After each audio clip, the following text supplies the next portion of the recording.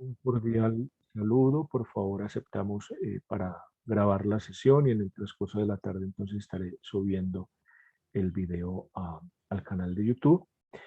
Profesor Jorge, muchas gracias. Bienvenido. Tiene la palabra.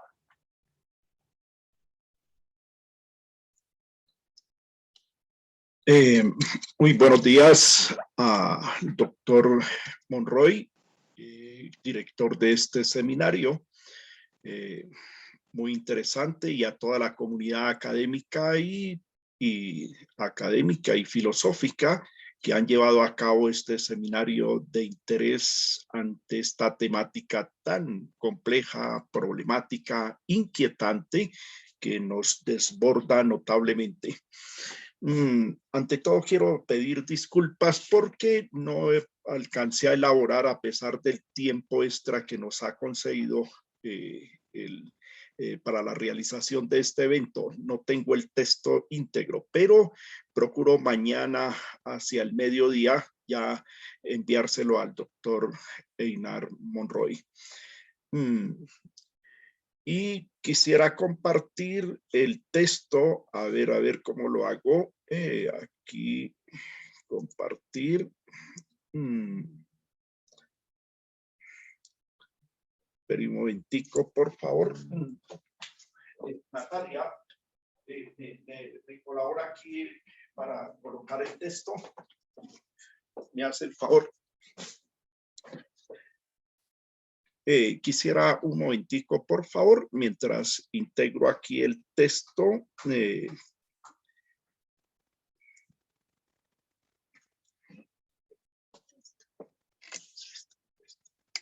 Por eso, pues,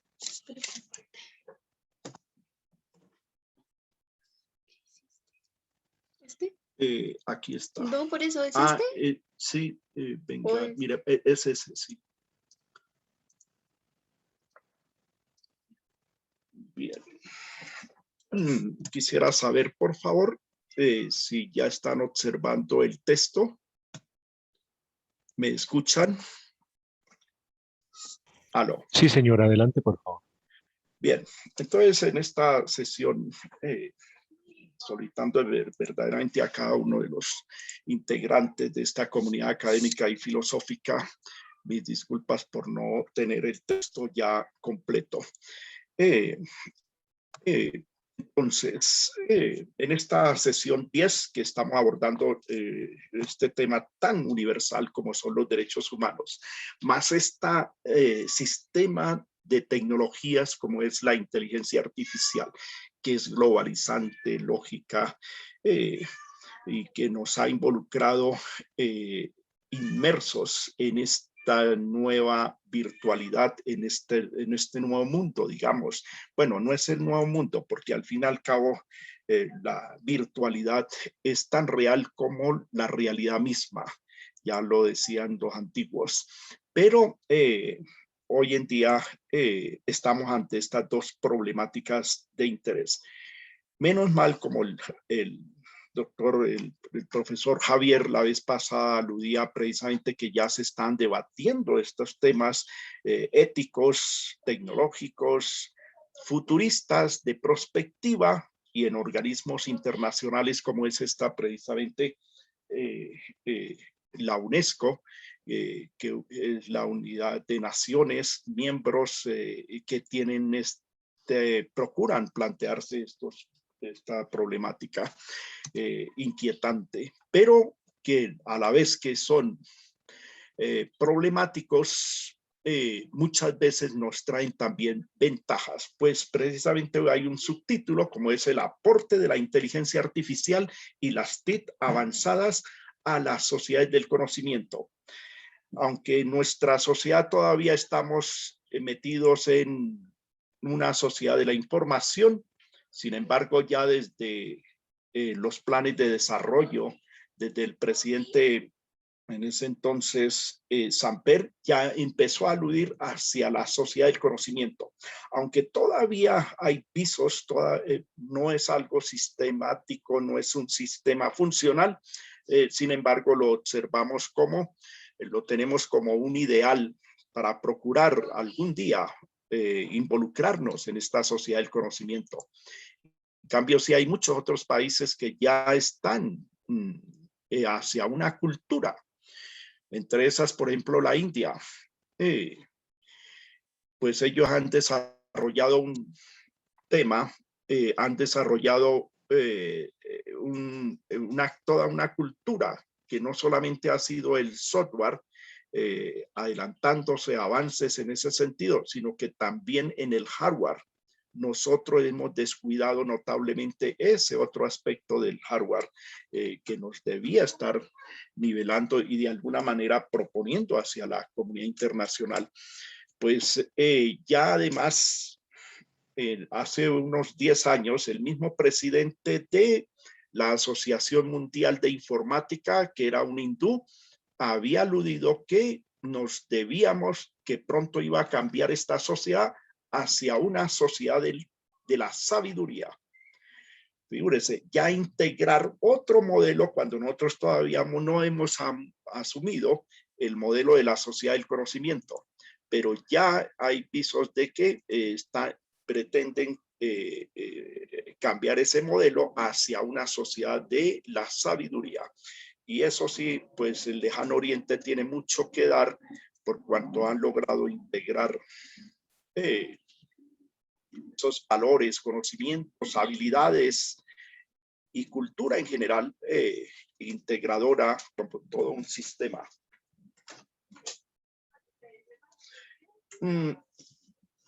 Bien, en cuanto a esta, entonces, nos han aludido que los derechos humanos e inteligencia artificial, dos temas inquietantes, porque todavía sufrimos por los derechos humanos, por la falta de protección, porque hay violación permanente, más esta otra inquietud que nos propone, que es más bien futurista, pero que ya está a la orden del día, como es la inteligencia artificial. Entonces se dice que el autor o la comunidad que está haciendo esta reflexión profunda, filosófica, para todo el mundo, para al menos estos países integrados en la ONU, dice que los procesos de toma de decisiones algorítmica automatizadas relacionadas en el tejido de las sociedades conectadas, la organización internacional se adelanta a una comprensión de las consecuencias para los derechos humanos. Bien, eso es hacer de alguna manera prospectiva, porque hay que adelantarnos y el ser humano, ante todo, está en función del mañana, de lo que está por suceder, y en eso debe consistir tanto la ciencia como la tecnología, a solucionar problemáticas que se nos avecinan. El diseño y la creación y el uso de la inteligencia artificial y las TICs ofrecen oportunidades para mejorar el acceso a los derechos consagrados en la Declaración Universal de Derechos Humanos, para construir sociedades del conocimiento inclusivas y para alcanzar los objetivos de desarrollo sostenible. Esto es urgente porque son problemáticas que de alguna manera se nos están viniendo encima a nivel de esta aldea global. Y no hay otros medios sino esta comunidad internacional y estas nuevas lógicas tecnológicas que nos ofrece la inteligencia artificial para precisamente desarrollar esos objetivos sostenibles en una aldea como es nuestro mundo. Advierte también que el uso actual y la evolución futura de la inteligencia artificial también podría tener consecuencias negativas para los derechos y las libertades fundamentales, que debería contrarrestarse o mitigarse, dice, se plantea ya, pues así como la tecnología nos trae la solución de problemas, también nos crea otro tipo de problemas que de ahí por eso el derecho en general está siempre quedado frente a las demandas de una sociedad. porque le toca necesariamente ajustarse a los nuevos tiempos, plantearse estos tipos de problemas y empezar a dar solución a nivel de jurídica, de jurisprudencia, de normatividades a las sociedades a estas sociedades modernas. La UNESCO aborda algunas de las principales preocupaciones sobre la forma en que el uso de las tecnologías y la inteligencia artificial puede obstaculizar los derechos humanos en el ámbito del mandato de la UNESCO. A medida que la tecnología avanza, estamos obligados a descubrir nuevos beneficios y riesgos para la protección y el disfrute de los derechos humanos. Es un reto, es un desafío. Ahora, a través de un consejo mundial que tiene la UNESCO, ha propuesto ante la ONU, y es que le está apostando a la universalidad del Internet. Es uno de los propósitos expresamente explícitos de la UNESCO, de ya implementar a nivel como cultura planetaria sobre el aspecto, como es identificar la conexión de Internet con las normas basadas con los derechos humanos como elementos constitutivos de la libertad, pues la universalidad de Internet contribuye a la armonía entre el crecimiento de toda una sociedad y el uso de Internet y los derechos humanos. Pues una Internet libre significa, según ellos, una Internet que respeta y permite la libertad de ejercer los derechos humanos. Esa es la apuesta que le hace la UNESCO ante la comunidad internacional con base en integrar el sistema tecnológico del Internet y todos los desarrollos como la inteligencia artificial que se está dando como evolución además de plataforma de evolución humana. Pues la tecnología y la tecnología social especialmente ya es una plataforma de evolución, de lanzamiento, digamos, hacia otros estadios, hacia otro salto cualitativo, digamos, del ser humano. Más adelante dice que nos alienta a considerar la gama de interdependencias e interrelaciones entre Internet y los diferentes derechos humanos. Pues ahí atropella también, como eso es lo que hay que prevenir, los diferentes derechos humanos, porque cada cultura, cada ser humano es un ser concreto con necesidades, con pasiones, con expectativas diversas que hay que respetar de alguna manera, y eso es lo que procura los derechos humanos a nivel global. Más adelante, la inteligencia artificial y los derechos humanos se relaciona con los principios e indicadores de la universalidad.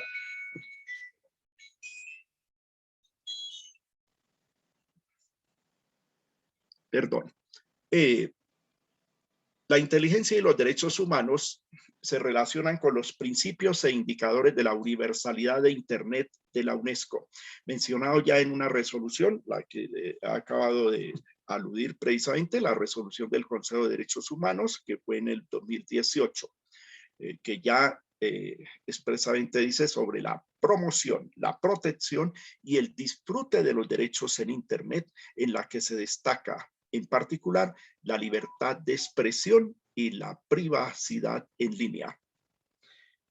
Pues las nuevas tecnologías nos traen asumir esas nuevas realidades y por tanto el derecho público, el derecho privado, el derecho internacional, de alguna manera tiene que adaptarse y proponer nuevas cuestiones porque es el mismo ser humano que se desempeña en estos ámbitos, en estos nuevos ámbitos que nos trae las nuevas tecnologías. También el informe explora el potencial de la inteligencia artificial para respaldar el periodismo independiente y promover unos medios de comunicación libres, pluralistas e independientes. Pues esto es lo que debe ser el periodismo, es el deber ser perdón. Se ajusta a la y esto ya es ajustado también a una definición que venía en el artículo 19 de la Declaración Universal de los Derechos Humanos, donde se establece que todo individuo tiene derecho a la libertad de opinión y de expresión. Dos dimensiones que son vinculantes, la libertad de expresión y la libertad de opinión, lo que incluye el acceso a la información y a las ideas a través de cualquier medio de comunicación. Y estos medios sí que son globalizados, globalizantes, con nuevas lógicas, que es precisamente se ha vuelto algo masivo a nivel planetario. Nos están creando toda una nueva cultura planetaria. La inteligencia y las tecnologías relacionadas ya están dando forma a ciertos aspectos de las noticias, lo que repercute en las ideas del valor de los periodistas, la práctica del periodismo y la producción de otros tipos de contenidos. De ahí que fácilmente hoy en día la profesión del periodismo, de los comunicadores sociales en general, les toca actualizarse ante las nuevas realidades, en los nuevos contextos de los medios y de la sociedad del conocimiento que nos puede traer también como consecuencia de esta práctica. Y por tanto hay que actualizarse esta formación y el ejercicio de la profesión del periodismo. No solo es importante que todas las partes interesadas reflexionen sobre los retos, sino que también formulen respuestas que protejan la libertad de expresión, la privacidad, el periodismo y los medios de comunicación, así como los derechos a la igualdad y la participación política. Pues esto nos abre un campo nuevo también hacia el ámbito de lo público. Tanto así que por eso hay una queja permanente de por qué hoy en día todos estos medios masivos se han metido a la vida privada, a la cotidianidad del ser humano, que muchas veces los atropella sin ninguna consideración, porque es así, estándar, masivo, con esas nuevas lógicas. Aquí se examinará un conjunto de opciones para maximizar los beneficios y reducir al mínimo los riesgos que plantea la inteligencia artificial para los derechos humanos. Entonces, es importantísimo esto, que los organismos internacionales ya tengan ámbitos, asambleas, reflexiones acerca de estos aspectos éticos, normativos, porque los derechos humanos de alguna manera es un código de ética a nivel mundial, en donde involucra conocimientos, valores, que los asume para proteger precisamente el desarrollo humano integral de las personas, que en cuanto sea posible es lo que procura, es el individuo. Son personas en concreto, reales. Algunos aspectos sobre la UNESCO y la libertad de expresión. Dice, como organismo especializado y que es consultivo desde luego de las Naciones Unidas, dice que tiene el mandato de defender la libertad de expresión como lo establece su constitución, de promover la libre circulación de las ideas, por medio de la palabra y de la imagen. Pues eso es muy dinámico, un bombardeo permanente de ideas a través de imágenes, palabras, íconos. Se dice hoy en día que hoy no tanto leemos, no hay esa grafía tradicional como con la que nos formamos, sino es ante todo ya es interpretar íconos, signos y símbolos. Al fin y al cabo, es una nueva forma de lectura de estas realidades. Y en eso las nuevas generaciones pues sí están ya inmersas en esta cultura digital, la cual es un reto también para nosotros como formadores de las nuevas generaciones. La UNESCO reconoce que el derecho a la privacidad es la base de otros derechos y libertades, incluida la libertad de expresión, la libre asociación y la libertad de creencias. Las consecuencias, pues hay nuevas generaciones, se dice de primera generación, segunda generación, derechos que son conexos y cómo se extienden precisamente ante estas nuevas realidades. Pero impactan, en este caso, incluida la libertad de expresión, la libertad de asociación, la libertad de creencias. Asimismo, esta organización reconoce a la libertad de expresión como el pilar clave para construir sociedades del conocimiento. Pues este es el nuevo reto precisamente de cómo involucrarnos en esta sociedad donde el criterio fundamental sea el conocimiento verdadero, objetivo, sincero, masivo, democrático, todo lo que conlleva precisamente hacia una verdadera sociedad. Porque estamos hablando también de el mismo individuo, la misma persona que se involucra en estas nuevas realidades, en estos nuevos modelos, como es la sociedad del conocimiento, que de alguna manera, tarde o temprano, ha de concluir precisamente en que se debe dar unos criterios epistemológicos, antropológicos, filosóficos, al fin y al cabo, de cómo conformar verdaderamente una sociedad del conocimiento. Es asumir un reto hacia una nueva cultura, un sistema funcional. La capacidad de expresar su propia opinión en la esfera pública es un componente esencial para que las personas puedan participar en los debates públicos, donde haya esa prudencia, la sinceridad y de búsqueda de la verdad, y en cuanto sea posible de lo objetivo. Entonces, el reto es muy grande hacia una sociedad del conocimiento y donde todos estemos incluidos, haya una inclusión social para todos, donde haya una educación, que haya esa inversión, que asuma ese involucramiento en el nuevo sistema social. Tener acceso a un medio de expresión es una condición necesaria para la participación en el proceso político del país. Pues ojalá sea esto uno de los buenos criterios, porque en el momento como nos damos cuenta en nuestras realidades no tenemos un conocimiento pleno de la política. Los que hacen la política están muy distantes de los científicos de la política, de los científicos sociales, de los científicos que hacen posible lo imposible, y el político por lo regular es lo contrario, hace imposible lo posible. Porque esa es la polarización que tenemos, esas son las ideologías que no son ciencia en nuestro tiempo.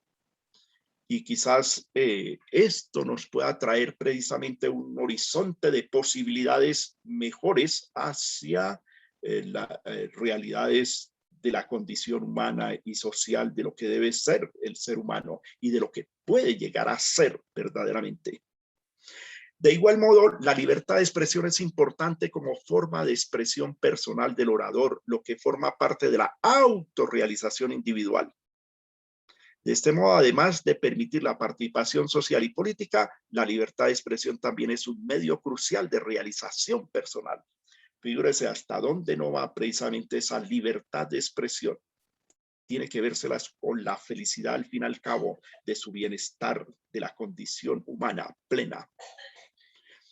Ya bien lo decía Aristóteles, antes que la sociabilidad humana, esta es más bien la comunicabilidad, es la capacidad de expresar al otro, en la medida en que nos expresamos a través de los medios, a través de nuestro cuerpo, es que nos formamos lazos de valores que nos unen para ser coherentes, consistentes en este tipo de sociedades. Más adelante dice la libertad de expresión y la libertad de opinión están estrechamente vinculadas, ¿es cierto? Y lo dicen varias declaraciones universal de los derechos humanos, como el que tiene derecho a la libertad de opinión y de expresión, y de manera similar el artículo 19 del Pacto Internacional de Derechos Civiles y Políticos también lo tiene como hace referencia al derecho a tener opiniones y el derecho a la libertad de expresión como derechos distintos pero adyacentes. El Comité de Derechos Humanos lo mismo alude a algo sobre al afirmar que la libertad de opinión y la libertad de expresión son condiciones indispensables para el pleno desarrollo de la persona y son los cimientos de toda sociedad libre, que son fundantes de nuestra sociabilidad. El derecho a la libertad de expresión también en otro pacto internacional de derechos civiles se afirma en direcciones complementarias. Dice a buscar y recibir información e ideas y a impartir información e ideas. Debe haber una circulación libre, pero ya sabemos que hay muchos estados que aún prohíben, apabullan a la sociedad para que no circulen, porque tienen controlado hasta el Internet. En general, las personas tienen un derecho reconocido a intercambiar ideas, a informarse y a formarse y desarrollar opiniones personales. Claro, y eso es lo que debe hacer el periodismo en general, de formar la opinión pública.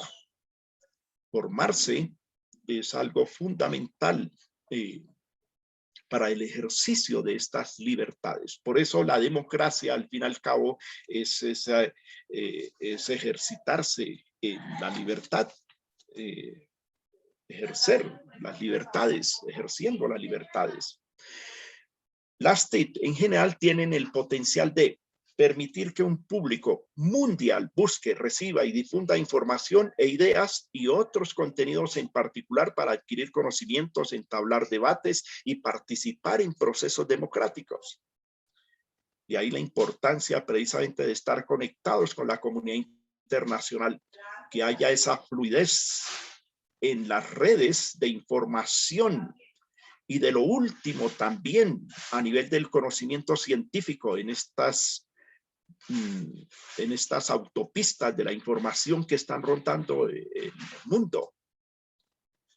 Es interesante entonces lo que nos podemos nivelar, saltar cualitativamente, que ya no hay necesidad de partir de cero para una investigación científica, sino que podemos apoyarnos mutuamente por cooperación internacional, por teniendo estas redes y buscando la información de última hora para iniciar un conocimiento científico apropiado y para desarrollar nuestros procesos de investigación y de realización personal, como bien lo dicen. De hecho, el Internet facilita una estructura de comunicación en la que cada usuario tiene la posibilidad de buscar información y hacer valer su voz. Esa es la otra también, que fácilmente hoy en día, y eso es lo que ha pasado, por ejemplo, con estas, los fake news, las noticias falsas, de que alguien puede replicar y sentar la cuestión de voz, de protesta, gracias a estas redes. Por eso antes se llamaba el cuarto poder a la prensa. Hoy se dice que el quinto poder son las redes de comunicación, las redes en Internet, que es un poder que de alguna manera en los últimos 20 años se ha aplicado hasta para cambiar gobiernos gracias a estas redes, porque encuentran que hay alguna inconsistencia y protestan a tiempo y empieza todo un proceso de transformación de las realidades. De hecho, Internet facilita una estructura de comunicación en la que cada usuario tiene la posibilidad de buscar, informar y hacer valer su voz. Esto diferencia a Internet de la estructura unidireccional, como eran los medios de comunicación masiva antes, en una sola dirección. Era bombardear solamente la información para el otro, sin tener el otro darle la oportunidad de réplica, de ajustar, de interactuar. Hoy en día, gracias a estas redes, tenemos un intercambio y conformamos de alguna manera comunidades académicas, comunidades científicas, comunidades de profesionales, comunidades de todo tipo de sociedades, de grupos sociales, de sectores. Entonces, eso es una gran ventaja gracias a los nuevos medios que nos brinda el Internet, y de ahí que la UNESCO pues está participando activamente en este sentido. Entonces, la inteligencia artificial y las TIC avanzadas pueden ayudar a promover la libertad de expresión y también plantean problemas en diferentes dimensiones de este derecho fundamental. Es cierto, como todo, la búsqueda de Internet, los motores de búsqueda de Internet, fíjense, respaldados por algoritmos, son controladores cruciales para las personas que quieren buscar, recibir y difundir conocimiento. Con sus algoritmos de clasificación mejorados por la inteligencia artificial, los motores de búsqueda son útiles para proporcionar enlaces a información de otro modo sería desconocida o inaccesible. Sin embargo, la vigilancia de los motores de búsqueda, así como de las plataformas de redes sociales, nunca puede ser completamente neutral. Claro, hay grupos que controlan, y esos son los problemas que ha tenido varios de estos magnates como Facebook, Microsoft, de precisamente desarrollar software especiales, y ya lo identifican a la persona y tratan de dirigirse personalizadamente, pero eso puede ser perjudicial porque está invadiendo al fin y al cabo datos personales, la vida íntima, le están caracterizando de una vez cuál es su tendencia, sus gustos, sus formas para comprar, y muchas veces esto tiene que vérselas es más con un modelo economicista, un modelo de desarrollo quizás de unos pocos contra el desarrollo de la mayoría. No es tan equitativo, en donde nos vemos ya públicamente a través y muchas veces manipulado hasta por otras personas que sin tanto conocimiento de estas software ya también lanzan a la opinión pública cualquier asunto que puede llegar a ser de calumnia, porque no hay prudencia muchas veces en brindar esa información objetiva, adecuada, de ser válida, de pasar por la validez de las fuentes. Nos crea ese tipo de problemas tremendo, y no se diga al nivel del terrorismo, como muy bien lo dice más adelante el autor. También a través de estas redes han conformado células de grupos radicales que pueden atentar hasta con los estados.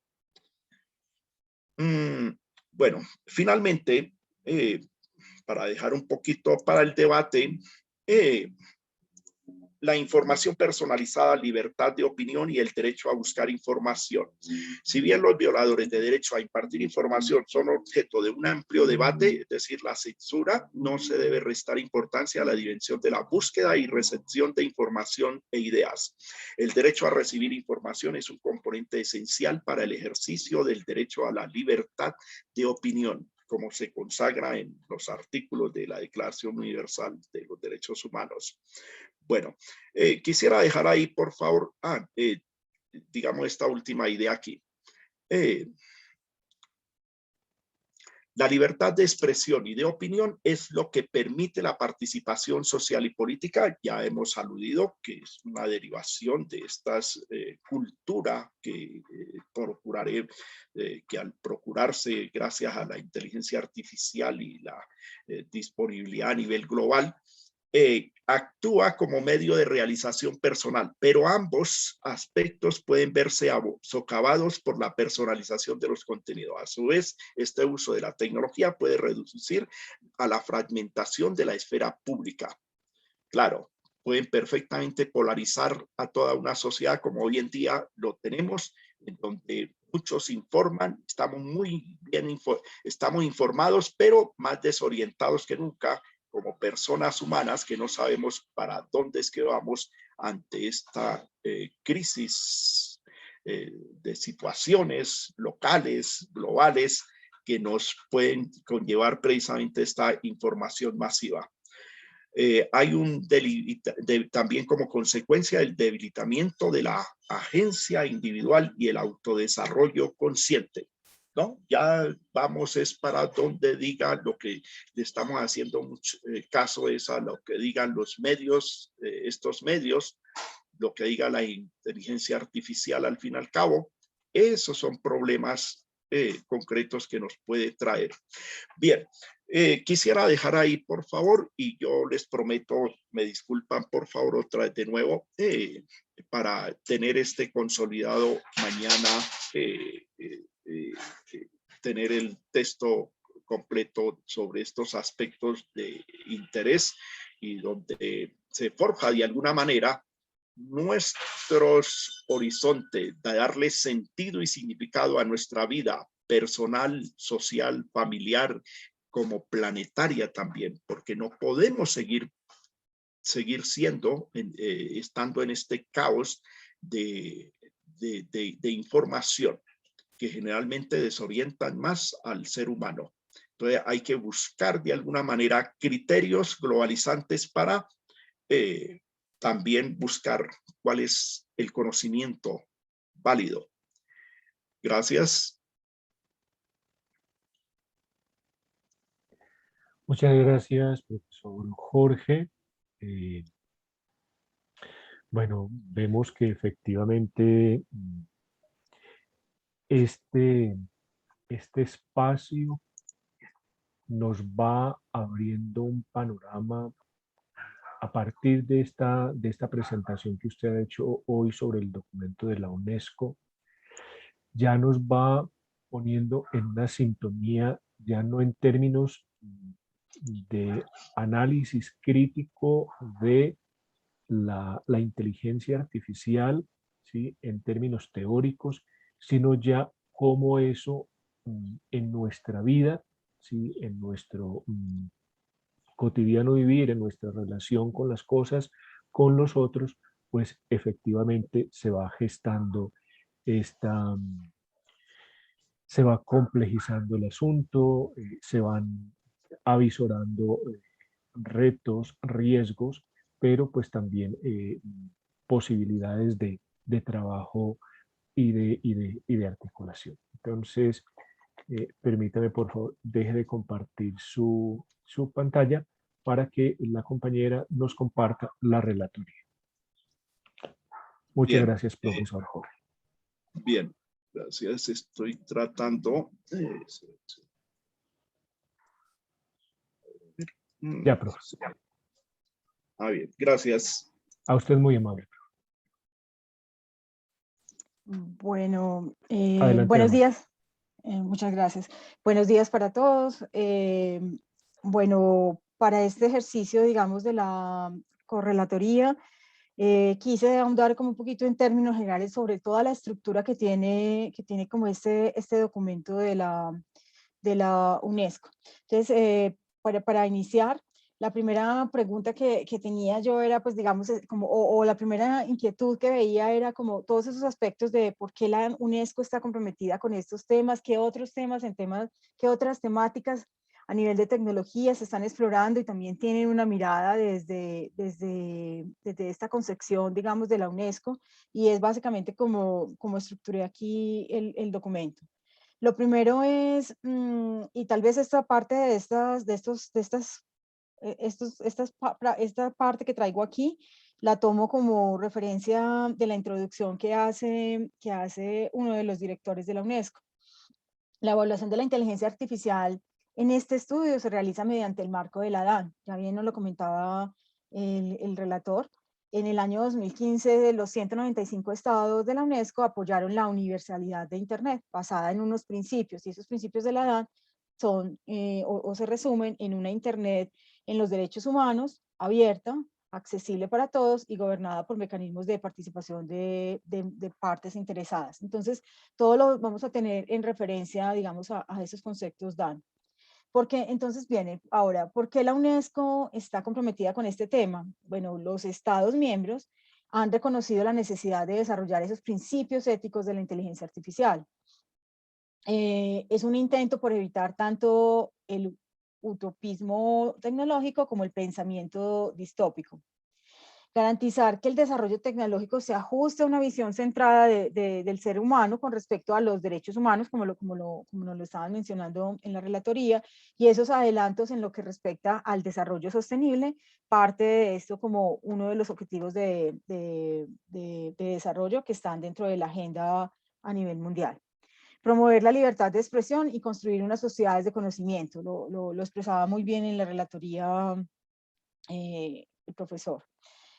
¿Cuál es el punto de partida? El punto de partida que toma la UNESCO es como ese reconocimiento de la IA como una oportunidad de alcanzar los ODS y sociedades de conocimiento. Pero hay otros temas de interés que ellos miran. Internet de las cosas, la cadena de bloques, la biometría, la toma de decisiones, inclusive también mitigar riesgos en lo que es la vigilancia arbitraria y masiva, la elaboración de perfiles y las violaciones de privacidad y de la igualdad. Son también esas miradas donde están puestas, si bien apoyando esos objetivos de desarrollo o construir esas sociedades de conocimiento y tecnologías que están ahí, digamos, en ese proceso apoyando el desarrollo humano, pero también con esa mirada y esa advertencia de cómo cuidar estos temas que de pronto pueden tener una connotación, como el mismo texto lo dice, buena o no tan buena. La UNESCO tiene como mandato construir sociedades de conocimiento integradoras, eso es una directriz de ellos, centrar esos esfuerzos en esa libertad de expresión, y en ese orden de ideas, ellos hacen un llamado a dirigir a la inteligencia artificial y a las TIC avanzadas para las sociedades de conocimiento desde los principios de la edad. Entonces, vuelve y reiteran su tratado o su análisis que hicieron de universalidad de Internet.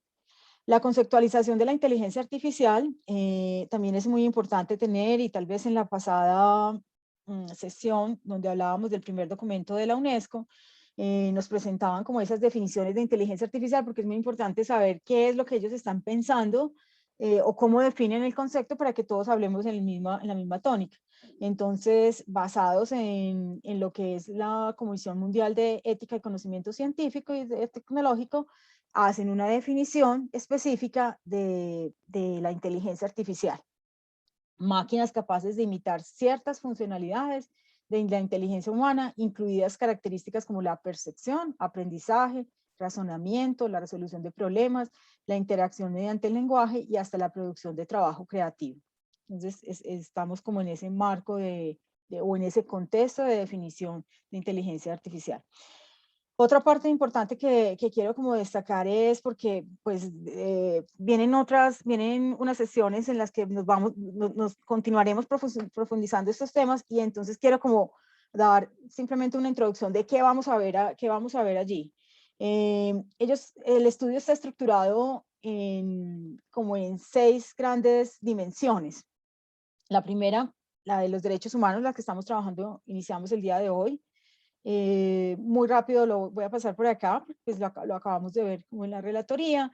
Básicamente derechos de libertad de expresión, de privacidad, desarrollo del periodismo, desarrollo de la igualdad y derecho a participar en la vida pública. Pero también se hablan de otros aspectos, y en esta parte ustedes lo van a ver, por eso está señalado, resaltado, está ahí inmerso el DAN. Recordemos, esa parte de la que nos están hablando, derechos, apertura, accesibilidad y múltiples actores. Entonces, en esta parte de derechos hay otros aspectos que se evalúan: la moderación de contenidos, la amenaza que representa la libertad de expresión, cuestiones de enfoque de privacidad, intersección de la IA al desarrollo del periodismo y medios de comunicación. Para la parte de apertura de la inteligencia, básicamente ahonda como el tema de explicabilidad y transparencia para el problema lo que denominan la caja negra de la inteligencia artificial, los datos abiertos y los mercados abiertos. En este capítulo vamos a estar ahondando más como sobre el uso incorrecto de la inteligencia artificial para causar daños potenciales. Vamos a estar como concentrados en esa dimensión. El acceso, en la tercera línea del DAN, el acceso a la información, a la inteligencia artificial, está el acceso a la investigación, al conocimiento, a la educación y los recursos humanos, a los datos, a la conectividad y al hardware. Y pues toda esa parte que tiene relación de los algoritmos, los datos de investigación, los recursos humanos, toda la parte, digamos, disponible para el desarrollo y la aplicación de la inteligencia artificial. Y en la última dimensión, la última punto de la DAN, donde hablamos de múltiples actores que están allí, pues es claro que todas estas organizaciones que están participando o que hacen parte de este trabajo que se hace con la UNESCO, también comparten como esos valores, prácticas necesarias para fomentar y poner un enfoque a todos ellos en la gobernanza de la inteligencia artificial. Hay otros dos capítulos específicos, nosotros vamos a ahondar en el quinto, que es la inteligencia artificial y la igualdad de género, reconoce cómo las tecnologías impulsadas por la inteligencia artificial pueden hacer tanto retroceder como avanzar la lucha de la igualdad de género.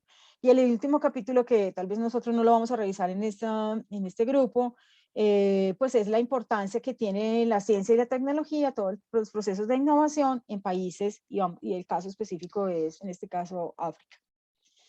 Bueno, otros aspectos que quisiera yo como para finalizar, destacar dentro del documento y dentro de este planteamiento, son como reflexiones que la UNESCO ha hecho. Y esas reflexiones las ha hecho mediante diferentes discusiones, foros, debates presentados, y son como reflexiones todas en la línea de la tecnología, la inteligencia artificial, el apoyo al desarrollo al desarrollo de los objetivos de sostenibilidad, todos los temas de gobernanza de Internet, y tienen muchísimas temáticas, pero quiero llamar la atención sobre pues, el Día Mundial de la Filosofía, que fue algo que ellos establecieron,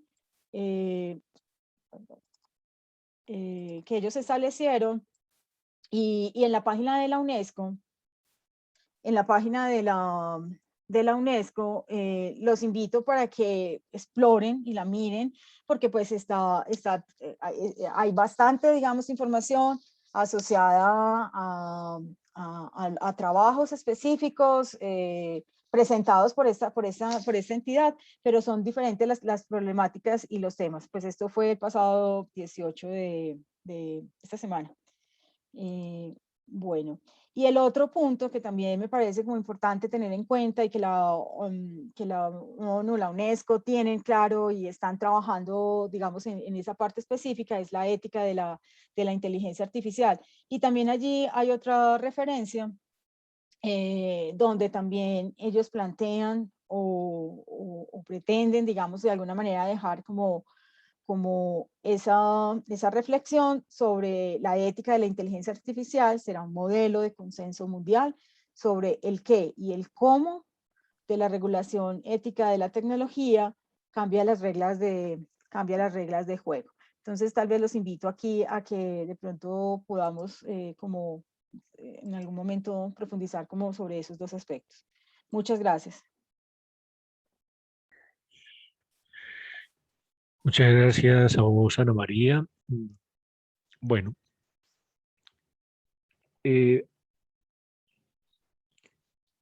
destacando la virtud de la relatoría, de haber sido muy puntual en los puntos más álgidos del capítulo, y en la correlatoría esa exposición o contextualización en el resto de la propuesta del libro de la UNESCO, realmente es muy significativo. Allí, o sea, para los compañeros que en estos momentos están en sus procesos de avisorar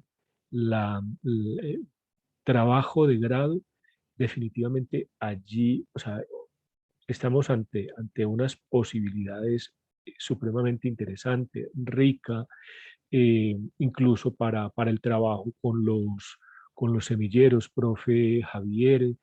eh, en fin, yo creo que realmente estamos sinceramente en un momento mm, supremamente crítico, pero digamos que también en un solar nutricio a partir del cual podemos realmente realizar en términos de investigación, en términos de producción filosófica, muchas cuestiones. Mm, es importante que, como bien lo sugiere Ana María, pues ampliemos esas lecturas.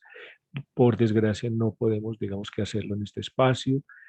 Se seleccionan los temas, se seleccionan incluso los temas, y esto pues es una confesión ya última hora, pero se seleccionan los temas que de una u otra manera están relacionados con las líneas de investigación del programa de filosofía, ¿sí? Porque la idea pues es precisamente lograr los objetivos de un club virtual de lecturas filosóficas, pero este club virtual de lecturas filosóficas en el marco del programa de filosofía de la UNAD. De hecho, la semana entrante, eh, en el coloquio UNADista, pues este escenario, esta experiencia, este espacio pedagógico, didáctico, este encuentro de amigos va a ser socializado en ese evento. Fue aprobada la ponencia. Quiere decir que en estos momentos este club virtual de lectura filosófica empieza a tener un reconocimiento institucional.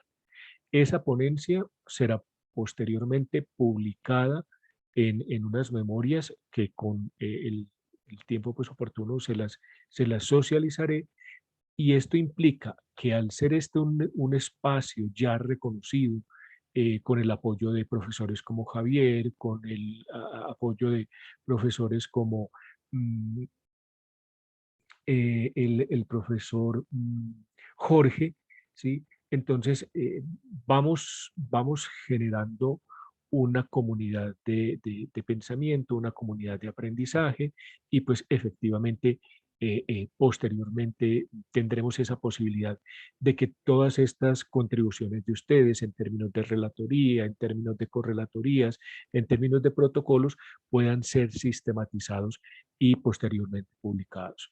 Entonces, con esta intervención doy el espacio para la discusión. eh,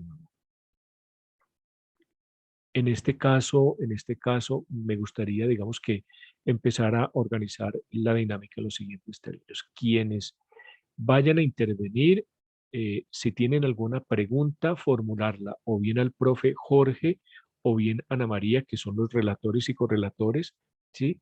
O si van a hacer un aporte adicional a partir de su lectura, pues dicen, bueno, voy a hacer un aporte. No es una pregunta, es un aporte. Entonces, se abre la discusión, compañeras y compañeros.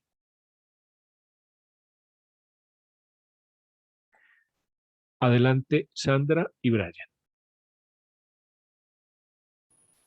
Buenos días.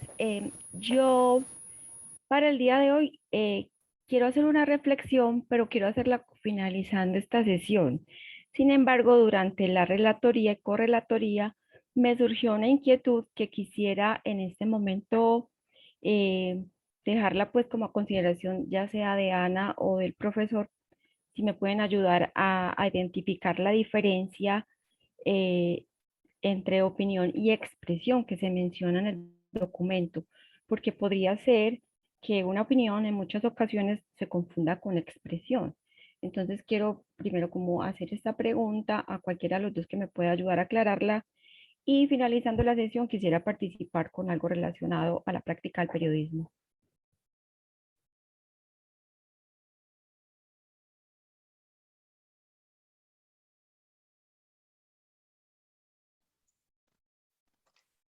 Sandra, pues gracias como por más bien por la inquietud. Yo la verdad no tendría no tendría, no, más bien también recibo como esa inquietud, no le di como esa mirada y sé, pues, sé que hay una diferencia y no sé, pues la verdad, no tendría la manera como clara o precisa ahorita como de contestar esa parte. No sé si el profesor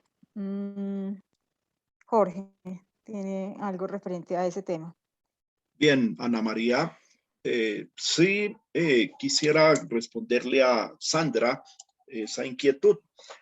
Pues la expresión es general y esa expresión es el ser humano se expresa por diferentes medios y expresión de sentimientos, de pensamientos, de sus proyectos, etcétera.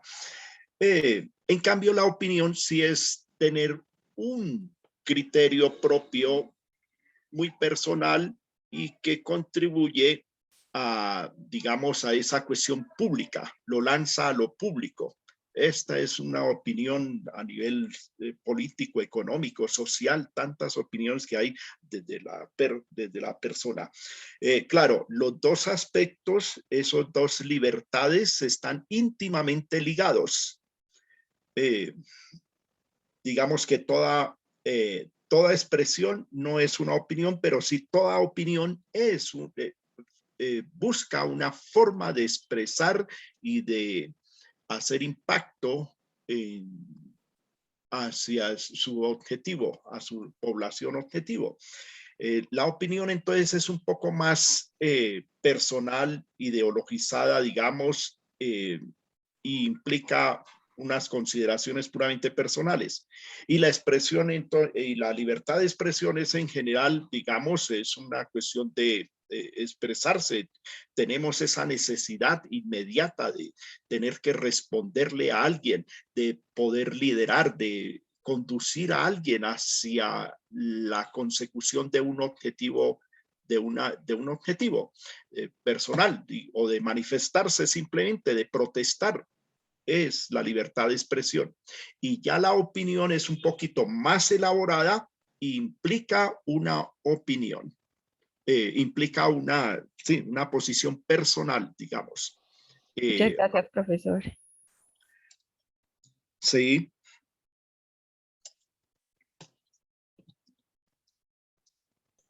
Adelante, Brian. Gracias, profe. Muy buenos días para todos. Felicitaciones a los dos compañeros que realizaron su intervención. Me excuso por no encender la cámara, sino que tengo acá problemas con el internet y está bastante lento. Yo sobre el tema de hoy quisiera hacer un aporte a partir de tanto de la lectura como de las dos intervenciones de los compañeros. Entonces no plantearé ninguna pregunta por el momento. Los dos aportes, el aporte más bien gira en torno a dos puntos concretos.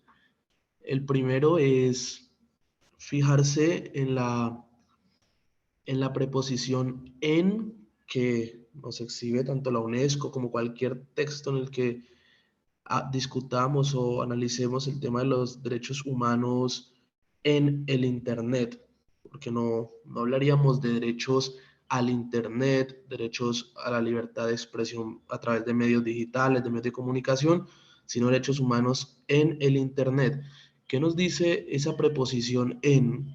Esa preposición, pues, en sí misma constituye un horizonte independiente sobre el que se estructura una nueva gama de derechos fundamentales, derechos humanos, como los prefieran llamar, con sus diferencias, lógicamente, pues ya en la teoría jurídica. Pero me parece importante ese nuevo horizonte sobre el que se deben plantear y discutir los derechos, porque no es lo mismo, a mi modo de ver, no es lo mismo hablar de los derechos que derivan, digamos, en los valores, en el fundamento axiológico de la Constitución Política de Colombia, hablando de nuestro contexto regional, que aquellos que surgen en la universalidad de ese Internet, porque es una universalidad que es global, que es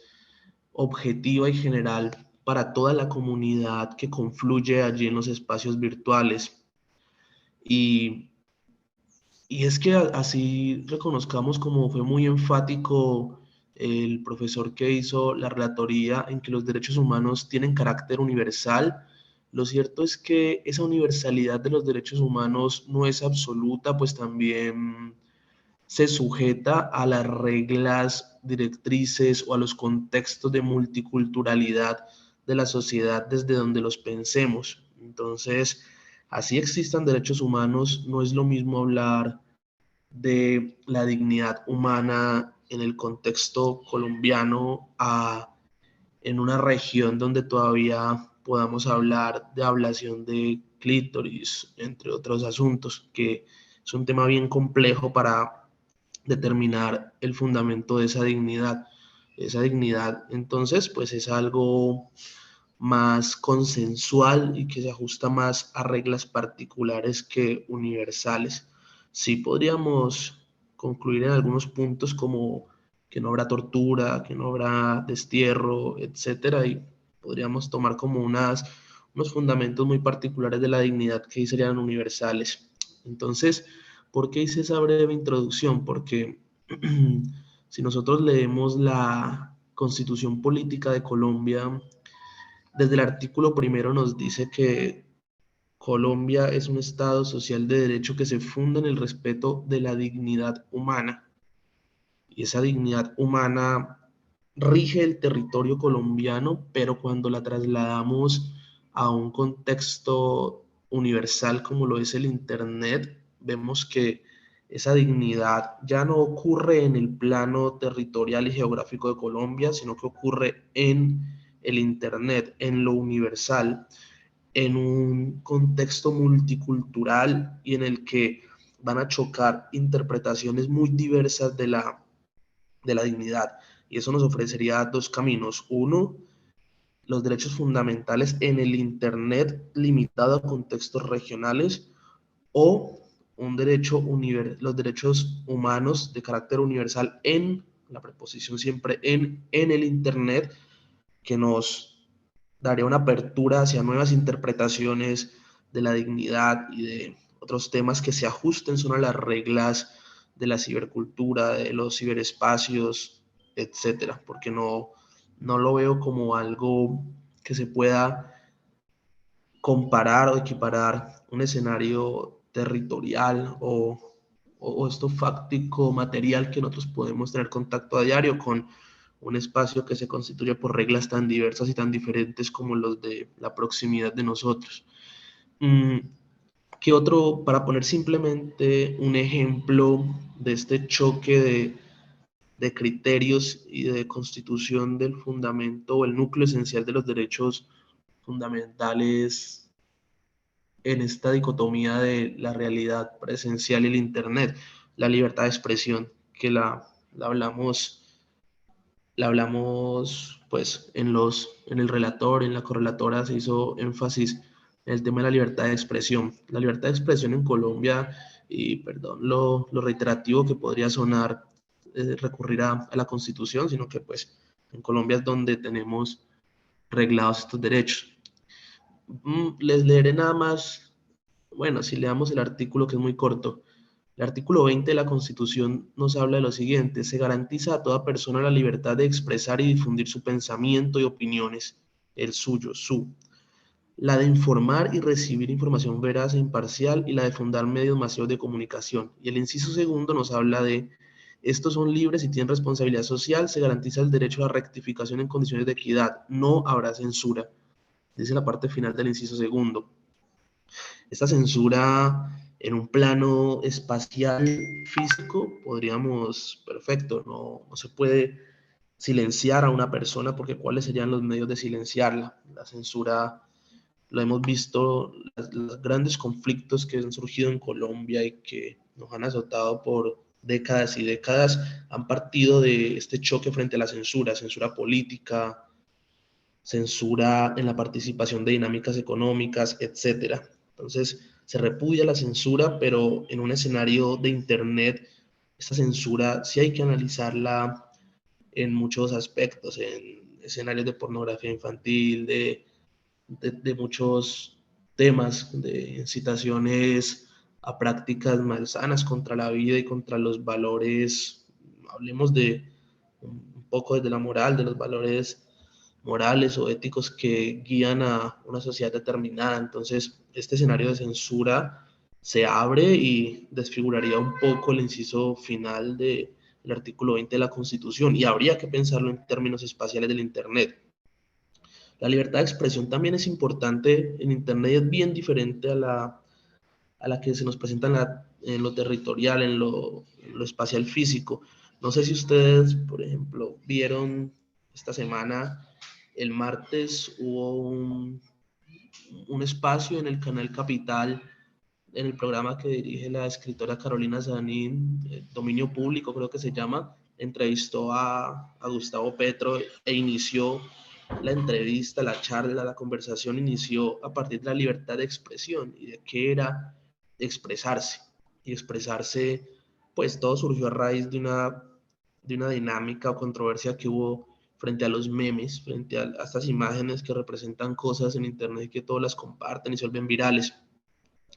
Expresarse es lograr exteriorizar algo de sí mismo, es mostrarse, es el enunciado que logra develar o logra exhibir lo que es el individuo y lo que es su pensamiento más íntimo, como corolario pues de lo que nos dice el mismo artículo 20 de la Constitución, que es el pensamiento del sí mismo.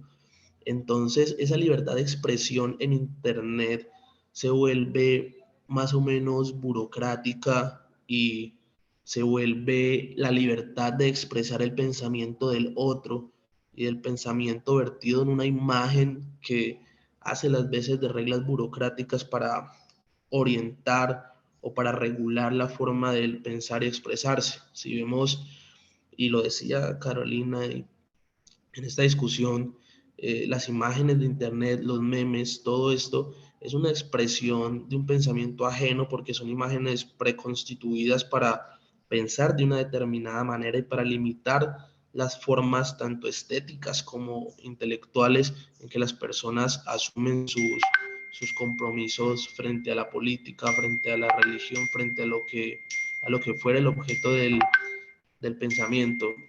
Qué pena este celular. Entonces, ese sería el punto sobre el que me gustaría llamar la atención en la discusión y abrirlo para una reflexión, porque esa libertad de expresión, y creo que lo mencionaba el relator, vinculándola a la capacidad del orador, la libertad de expresarse del orador para persuadir. Esto, por supuesto, el tema de la oratoria y la persuasión se vincula al patos del orador, y ese patos en un tema o en un escenario virtual lo vemos desde un contexto burocrático y prediseñado por quienes regentan esa misión de elaborar los memes, las imágenes, los iconos, los emojis, entre otros. Muchas gracias.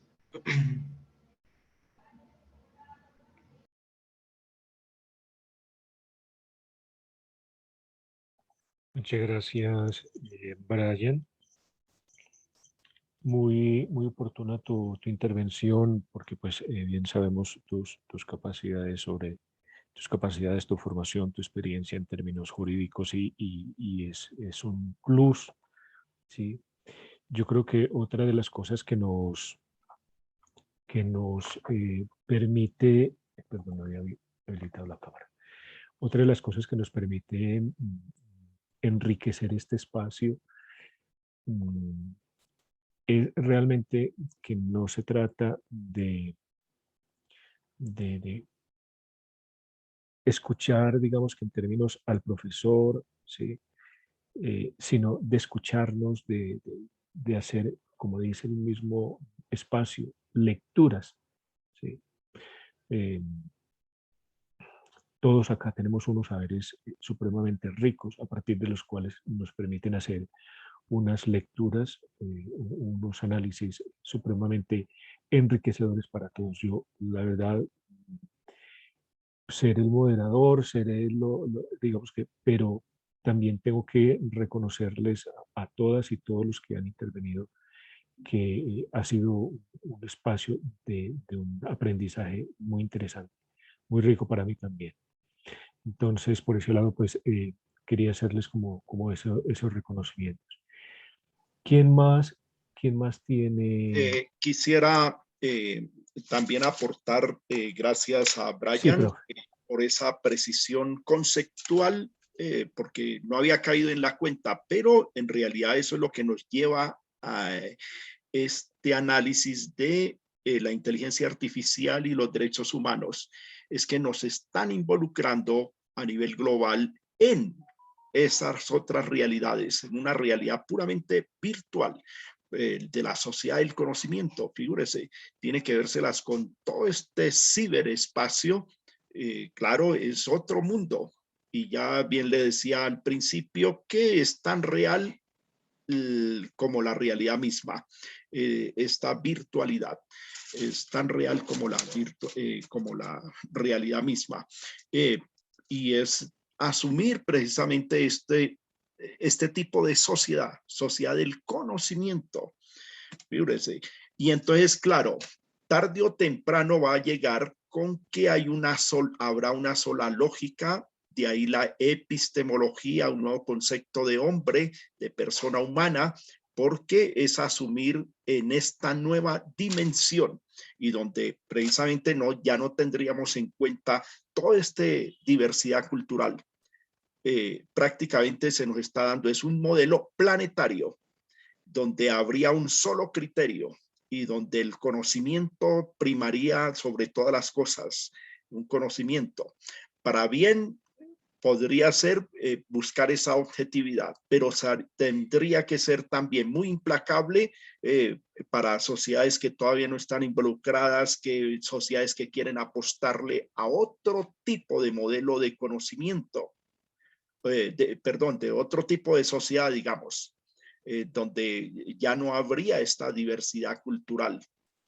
Bien, pero bien que unos organismos internacionales, esta comunidad académica también proponga, pensemos filosóficamente esos escenarios futuristas, porque nos están abriendo esos nuevos horizontes. Y también muy bien, Brian, por contextualizarnos precisamente eh, a la realidad colombiana, porque en realidad sí, aquí sí pues estamos con una diversidad cultural regional que no nos ponemos de acuerdo siquiera en la identidad de nación.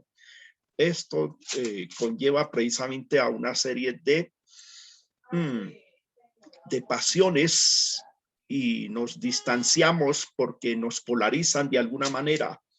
Y puede ser cierto que estas realidades del Internet sean puramente más a nivel estructural, burocrático, donde el conocimiento y la expresión, especialmente a la libertad de expresión, lo estemos orientando hacia ciertos intereses puramente personales, utilizando los medios de comunicación masiva, entre esas el Internet.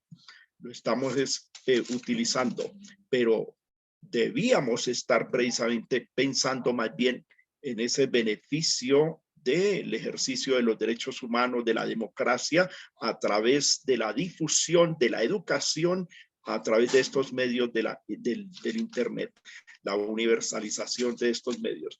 Pero desde luego, todo debe tener sus límites.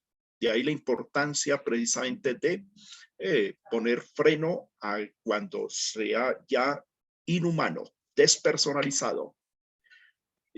Hay que tener esa capacidad como lo hacemos tradicionalmente, de la capacidad de tener que responder personalmente ante una opinión, ante una posición personal, de responder.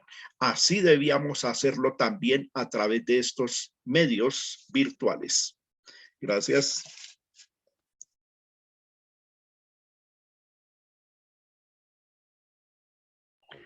Muchas gracias, profesor Jorge. Bueno, Brian, muchas gracias. Entonces, voy a anotar acá lo de la relatoría. Estaría faltando el correlator. Bueno, ¿alguien más desea hacer alguna intervención respecto a la temática de hoy? Compañero Javier Alexander, adelante, por favor, tiene la palabra.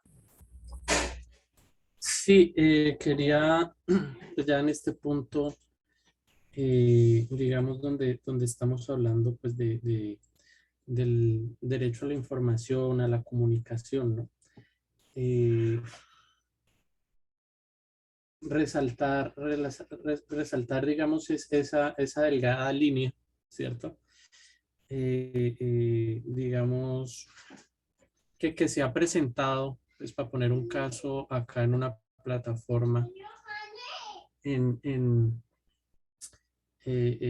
sobre todo en Twitter, ¿no?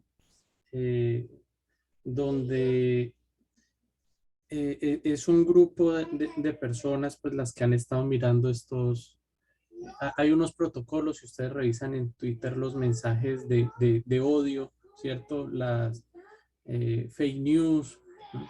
O la apología a la guerra o a la violencia, mejor. Y hay unos criterios, digamos, ahí sí hay un enlace, podríamos señalar con la filosofía analítica, ¿sí? Donde se mira, pues, unos criterios donde se revisan que hasta qué punto, digamos, sería libertad de expresión y hasta qué punto apología a la violencia o, o- o fake news, ¿no? Por señalar esos casos, ¿no?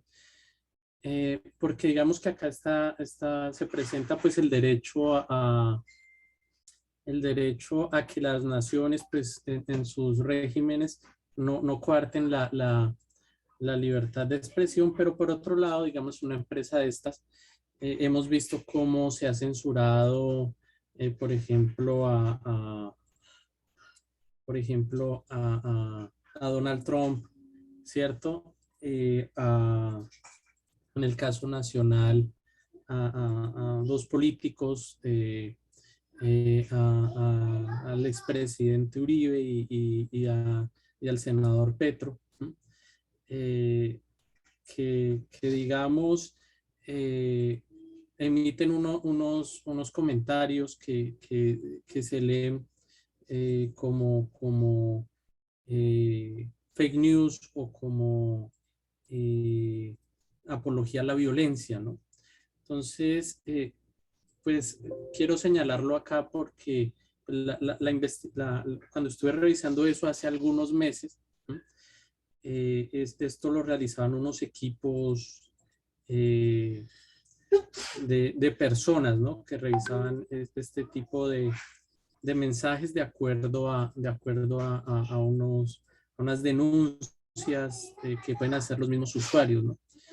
Pero entonces yo no sé, y ahí lo dicen, ¿no? Con los motores de búsqueda, si esto ya fuese realizado, digamos, absolutamente por procesos de inteligencia artificial,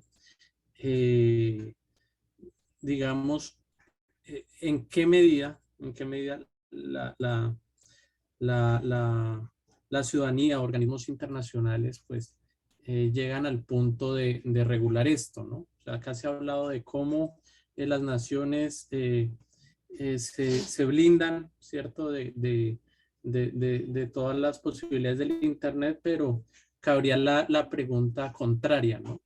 Y frente, digamos, a estos grandes redes, digamos, cómo el usuario o las naciones se blindan, ¿no? Entonces, simplemente quería hacer ese comentario para pues, contextualizar unos casos pues, que son o han sido de interés en el tema político y que, bueno, ahí viene también el debate de si todos estos procesos deben ser llevados por inteligencia artificial o por equipos, digamos, de humanos que pueden leer los contextos y determinar, pues, la naturaleza de una noticia o una opinión de estas, ¿no?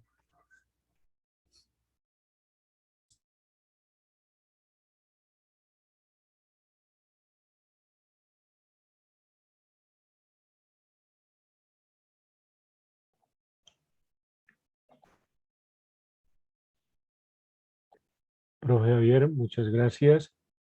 Veo que tienes levantada la mano o tienes alguna otra inquietud. Vale. Bueno, compañeras, compañeros, entonces, si no hay ninguna otra intervención, tenemos pendiente en estos momentos quién se apunta para la correlatoría. Ana María. Adelante, por favor. Sandra nos mencionó que iba a presentarnos algo. Ah, ya levantó la mano. Vale, por favor, Perfecto. adelante, Sandra. Sí, gracias, Ana María. Con relación a la práctica del periodismo que se menciona durante la relatoría y la correlatoría, pues se ha dicho mucho que el periodismo está muerto y si no está muerto, pues que está en crisis. Entonces, bueno, y ante la imposibilidad, ante la posibilidad de que todos tengamos un celular y podamos grabar cualquier suceso, nos hemos convertido en corresponsales y en ese sentido los medios se perciben ya como perezosos, por decirlo, pues por usar esta palabra.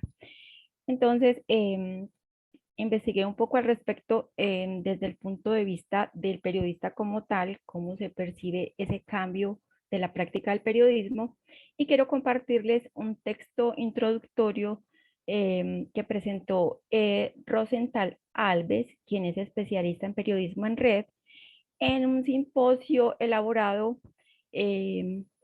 cuyo nombre es El impacto de las tecnologías digitales en el periodismo y la democracia en América Latina. Voy a compartir pantalla un momento.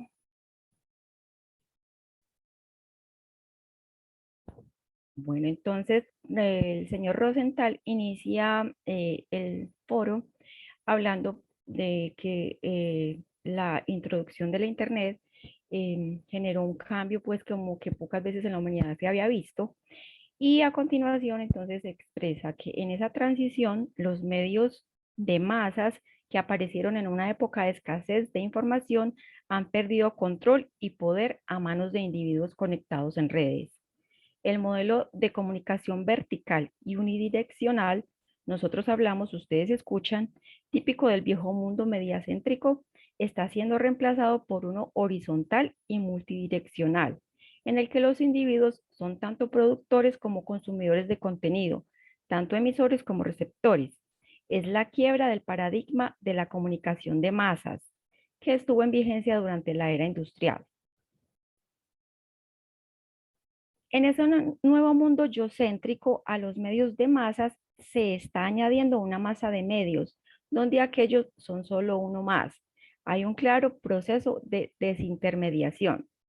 Es decir, los individuos ya no dependen solamente de los periodistas para saber y ser escuchados. Tienen el control, ven, escuchan, dicen lo que quieren, cuando y donde quieren. El periodismo dejó de ser monopolio de los periodistas, de las empresas de medios. Cualquier persona puede crear un medio, pero no es el fin del periodismo. Al contrario, es el comienzo de una nueva era que da mucha esperanza en la democratización de la información. El sistema de medios de la era industrial va dando lugar a uno nuevo de la era digital. Aunque no sepamos exactamente cómo será este nuevo sistema, sí sabemos que será mucho más rico y complejo que el anterior. Un ambiente donde muchas vidas se interrelacionan, se intercomunican como un ecosistema de una enorme biodiversidad. Pienses en la Amazonía, por ejemplo. Es la mejor analogía para explicar lo que se está formando. Las preguntas válidas son qué tanto de eso describe el panorama en América Latina y el Caribe y cómo esos cambios revolucionarios están afectando a la democracia y al periodismo en este hemisferio. Y eso era lo que tenía por compartirles. Muchísimas gracias.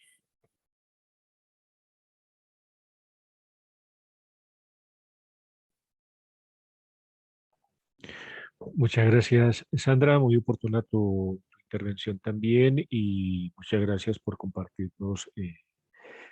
Sí, después por el Teams nos puedes compartir esa para leer como con más detenimiento, porque pues efectivamente creo que estamos en un momento en que el pensamiento crítico, las posibilidades son diversas, son amplias y en sentido estricto a mayor posibilidades, obviamente mayores riesgos, pero esos riesgos pues obviamente hay que saberlos trabajar precisamente en estos espacios. ¿Sí? Si en este momento no hay nadie más para intervenir, quisiera llamar la atención sobre cuando estaba leyendo el capítulo y cuando escuchaba al profe Jorge y Ana María, esa intuición que tuve al principio, efectivamente, digamos que se mantiene, y es el asunto de la opinión. ¿Sí? Sabemos que en filosofía es un problema fundamental en el marco de la discusión de Platón con los sofistas, la doxa, ¿sí? La opinión pública, ¿sí? La opinión pública, que es un concepto que también, digamos que hay que revisarlo, hay que problematizarlo más bien, sí, creo que esa es la palabra. O sea, esa es nuestra tarea como filósofos, problematizar precisamente esos conceptos. ¿Sí? Creo que la UNESCO da unos elementos muy interesantes que pues obviamente es necesario seguirlos, profundizarlos, seguirlos revisando, pero que en todo caso también nos facilita, ¿sí? Nos facilita ese ejercicio. Javier, muchas gracias entonces por lo de la correlatoría. Bueno, si no hay alguien más que realice su respectiva intervención, entonces agradecerles a todas, a todos, por sus contribuciones, por los aprendizajes, por los ejercicios realizados. No olvidemos que hoy les envié un nuevo cronograma teniendo en cuenta pues lo de los ajustes de las fechas que había que hacer para el 18 de diciembre. Vamos a hacer 2 sesiones, entonces tengamos en cuenta por favor esas nuevas fechas. Muchas gracias, un fuerte abrazo, una feliz tarde y un buen fin de semana. Feliz fin de semana a todos.